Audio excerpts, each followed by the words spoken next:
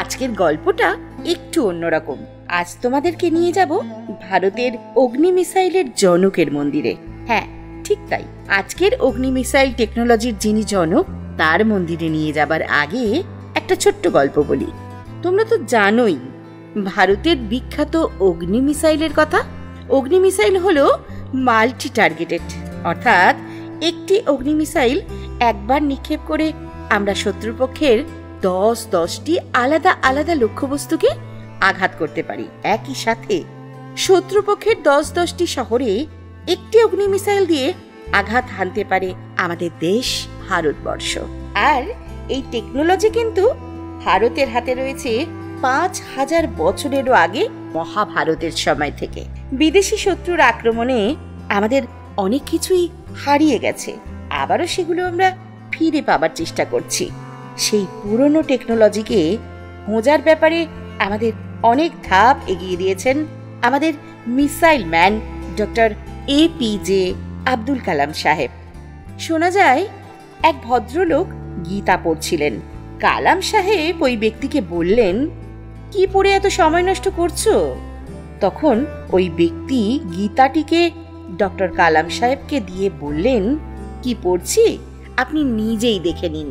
এরপর doctor APJ Abdul Kalam সাহেব পুরো গীতাটি পড়ে ফেললেন।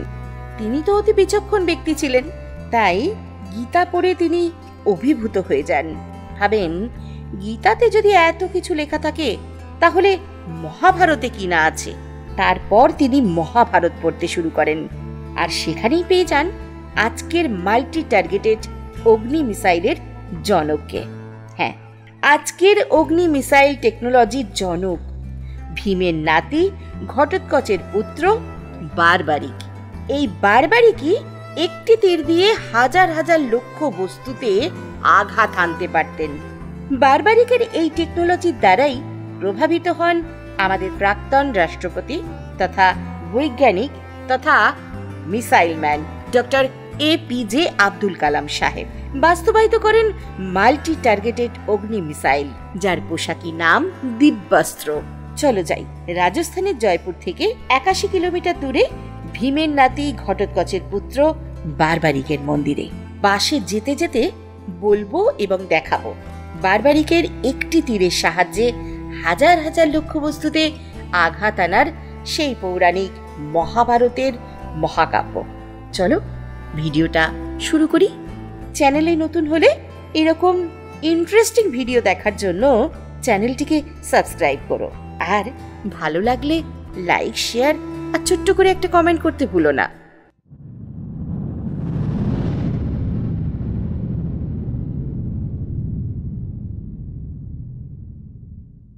আজকের এই ভিডিওটা শুরু করার আগে তোমাদেরকে ছোট্ট করে একটা কথা বলে রাখি। ভিডিওটা দিতে একটু দেরি হলো, তার কারণটা হলো আমাদের এডিটর সাহেব খুবই অসুস্থ হয়ে পড়েছিলেন, আর সেই কারণে ভিডিও এডিট করা সম্ভব হয়নি। তার জন্য আমি তোমাদের কাছে ক্ষমা চাইছি। হোটেল থেকে নেমেই মেন রোড, আর মেন রোডের পরেই হচ্ছে জয়পুর রেলওয়ে স্টেশন। একদম প্রপার জায়গায় আমি রয়েছি। তো আমি এখন চলেছি বাস স্ট্যান্ডের দিকে।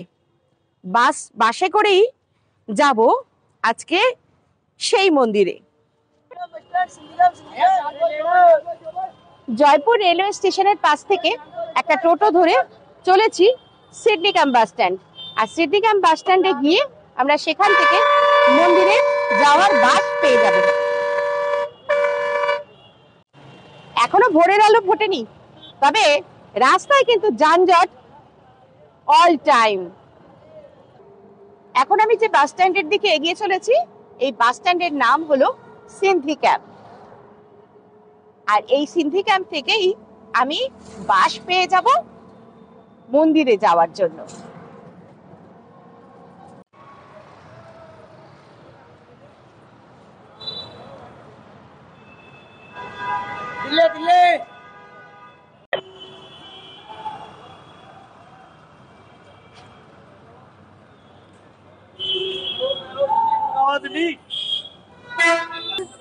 Thank you.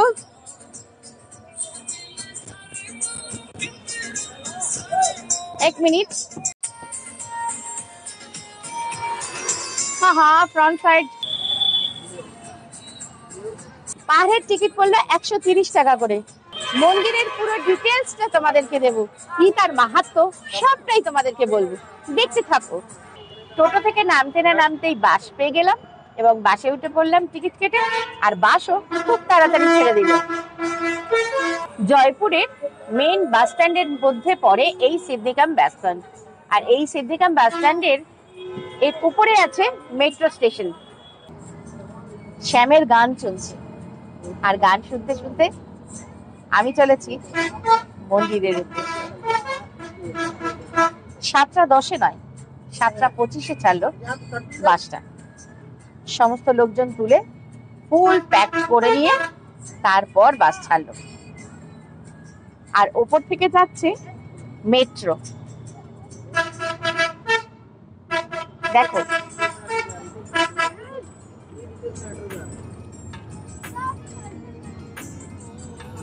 এবার বাসে যেতে যেতে তোমাদের বীর বারবারিকের একটি তীরের সাহায্যে হাজার হাজার লক্ষ্যবস্তুতে আঘাত হানার গল্পটা বলি। তোমরা তো সকলেই জানো মহাভারতের ভীমের পুত্র হলেন ঘটোৎকচ, আর ঘটোৎকচের 3 পুত্র ছিল, আর এই বারবারিক হলেন ঘটোৎকচের জ্যেষ্ঠ পুত্র। বারবারিক দেবাদিদেব মহাদেবের কঠোর তপস্যা করেছিলেন এবং দেবাদিদেব মহাদেব তাকে 3টি বিশেষ ক্ষমতা সম্পন্ন বাণ বা তীর দিয়েছিলেন, আর মা মহামায়া দিয়েছিলেন ধনুষ। একটি বাণী হাজার হাজার অগণিত লক্ষ্যবস্তুতে আঘাত করার জন্য যথেষ্ট ছিল। কুরুক্ষেত্রের যুদ্ধের সময় বারবারিক যুদ্ধ করতে যাবার মনস্থির করলেন। মায়ের কাছে আশীর্বাদ চাইতে গেলে তার মা বারবারিককে 2টি কথা বলেন। যুদ্ধক্ষেত্রে যারা হারবে, যারা নির্বল, তুমি সেই পক্ষেই লড়াই করবে, তুমি হেরে যাওয়া ব্যক্তিদের সাথ দেবে। 2 নম্বরে বলেছিলেন কোনো ব্রাহ্মণ ব্যক্তি যদি তোমার কাছে কিছু দান চায় তাকে নিরাশ করবে না, তাকে দান দিতে কুণ্ঠাবোধ করবে না। মায়ের আশীর্বাদ নিয়ে বারবারিক যুদ্ধক্ষেত্রের উদ্দেশ্যে রওনা দিলেন। এদিকে শ্রীকৃষ্ণ দেখলেন এ তো মহাবিপদ, ভগবান তো অন্তর্যামী, তিনি সব কিছুই জানতে পারেন। এই যুদ্ধে কৌরবদের হার নিশ্চিত, আর বারবারিক যদি মায়ের কথা অনুযায়ী হারা পক্ষের সাথ দেয় তাহলে এই যুদ্ধের ফলাফল উল্টো হয়ে যাবে। তাই শ্রীকৃষ্ণ ভগবান ব্রাহ্মণ বেশে বারবারিকের রাস্তা আটকালেন। বারবারিকের অলৌকিক শক্তির পরীক্ষাও নিলেন। বারবারিক একটি গাছের অগণিত হাজার হাজার পাতাকে একটি বাণের সাহায্যে, কেবলমাত্র একটি বাণের সাহায্যে ছিদ্র করে দিলেন। এমনকি 2টি পাতা শ্রীকৃষ্ণ ভগবান লুকিয়ে রেখেছিলেন, সেই পাতা 2টিতেও ছিদ্র করে দিয়েছিলেন। ভগবান দেখলেন এই যোদ্ধা বারবারিক যদি কুরুক্ষেত্রের যুদ্ধে অংশগ্রহণ করে আর মায়ের কথা অনুযায়ী হারা পক্ষের সাথ দেয় তাহলে কৌরবরা যুদ্ধে জিতে যাবে, মানে অধর্মের জয় হয়ে যাবে। শ্রীকৃষ্ণ ভগবান দেখলেন যেখানে অধর্মের জয় হয়ে যাবে, ধর্ম পরাজিত হবে, তাই তিনি এক কৌশল অবলম্বন করলেন। বীর যোদ্ধা বারবারিকের কাছে দান ভিক্ষা চান। বারবারিক ব্রাহ্মণ বেশে উপস্থিত ভগবানকে বললেন, আপনি কি দান চান বলুন। তখন ভগবান বললেন, আমি তোমার মস্তক অর্থাৎ তোমার মাথাটা আমি দান হিসাবে চাই। তখন বারবারিক বললেন, হে ব্রাহ্মণ, আপনি আপনার সঠিক পরিচয় দিন, কারণ কোনো সাধারণ ব্রাহ্মণ মস্তক দান হিসাবে চাইবেন না। ভগবান শ্রীকৃষ্ণ তখন তার নিজের রূপ ধারণ করেন। বারবারিক তার মায়ের কথা অনুযায়ী তার নিজের মাথা কেটে ভগবানকে অর্পণ করেন। ভগবান তখন বারবারিককে শ্রেষ্ঠ দানী হিসাবে আখ্যা দেন আর আশীর্বাদ করে বলেন, কলিযুগে তুমি শ্যাম নামে পূজিত হবে, তোমার এই কাটা মস্তকই শ্যাম নামে অধিষ্ঠান করবে, সমস্ত পাপী লোক তোমার নামে পাপ মুক্ত হবে, জীবনে হেরে যাওয়া সমস্ত ব্যক্তির তুমি সাহারা হবে, তোমার দ্বারে মাথা ঠুকলে জীবনে হেরে যাওয়া সমস্ত ব্যক্তি জীবনে জয়ী হবে। তাই তো সবাই বলে হরে কা সাহারা বাবা শ্যাম হামারা। সবাই বলো জয় শ্রী শ্যাম। বীর বারবারিকের এই মাল্টি টার্গেটেড বানের গল্প আমাদের বিখ্যাত বৈজ্ঞানিক ডক্টর APJ আব্দুল কালাম মহাশয়কে প্রভাবিত করে, আর তারই ফলস্বরূপ আমাদের আজকের অগ্নি মিসাইল। কি গল্পটা ভালো লাগলো?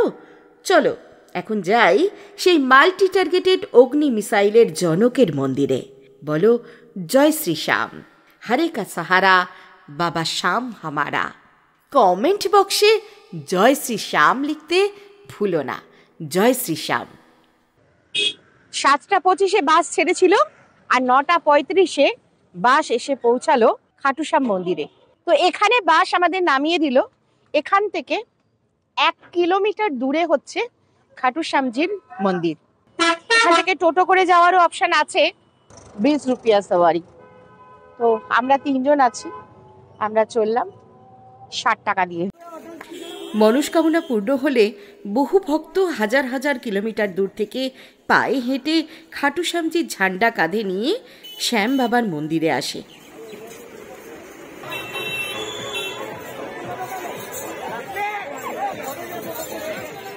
আর এটা হলো খাটুশ্যামজির মন্দিরের প্রধান প্রবেশদ্বার। ই রিক্সা থেকে নামতেই তিলক পরিয়ে দিল।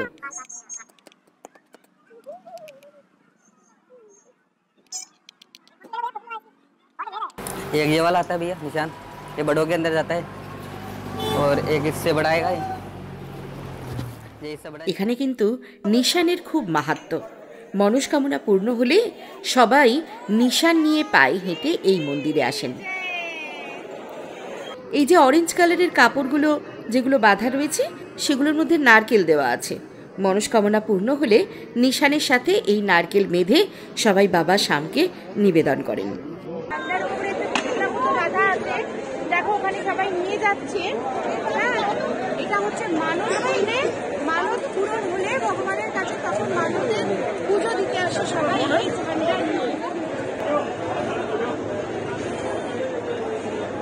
গোলাপ আর ময়ূরের পাখা এই দুটো নিয়ে নিলাম। ভাবছো তো মন্দিরে যাচ্ছি এগুলো কি করবো? এগুলোই হচ্ছে এই ভগবানের সবচেয়ে বড় পছন্দের জিনিস, তাই এই দুটো নিয়ে নিলাম। সাথে নিয়ে নিলাম রাজস্থানী চুরমা শ্যাম বাবার পুজো দেবার জন্য।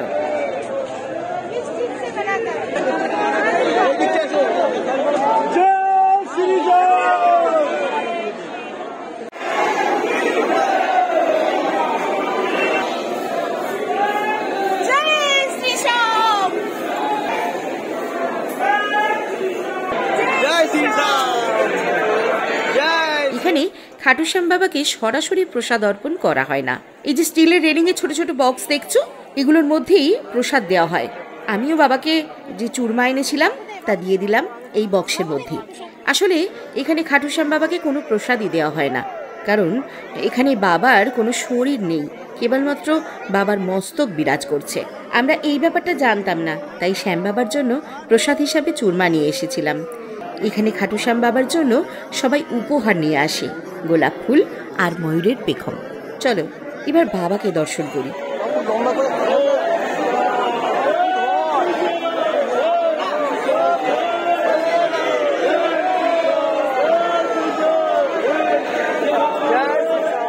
জয় শ্রী শ্যাম।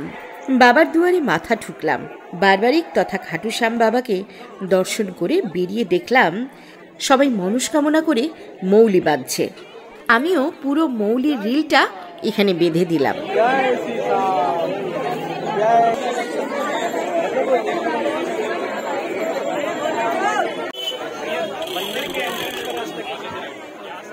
এখানকার সমগ্র এলাকা জুড়ে বিশাল মার্কেট আছে।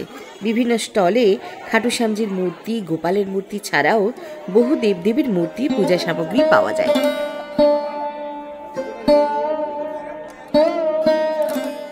শ্যামজির মন্দিরে সর্বরূপী ভোলানাথও উপস্থিত।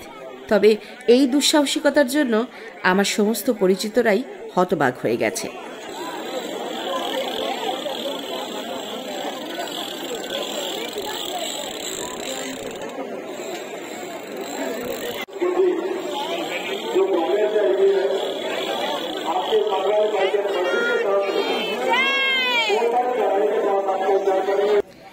চলেছি সেই কুণ্ড দর্শনে, যেখান থেকে প্রকট হয়েছিলেন খাটু শ্যামজি তথা বারবারিক।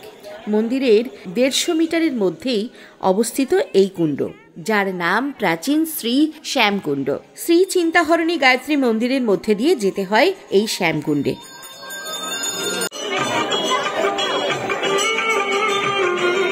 আর এই হলো সেই শ্যামকুণ্ড। কথিত আছে এখানেই প্রকট হয়েছিল খাটু শ্যামজির মাথা বা মস্তক।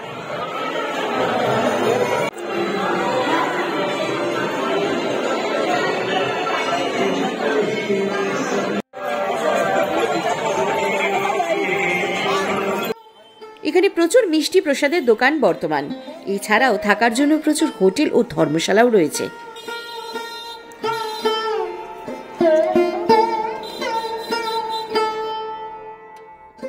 মন্দির থেকে 500 মিটার দূরে অবস্থিত নতুন শ্যামকুণ্ডটি।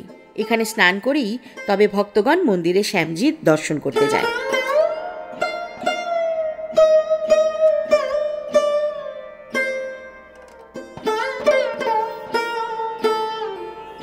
খাটু শ্যাম মন্দিরের প্রধান প্রবেশদ্বারের কাছে প্রচুর খাবারের দোকান আছে, সেখান থেকে তোমরা খেয়ে নিতে পারো।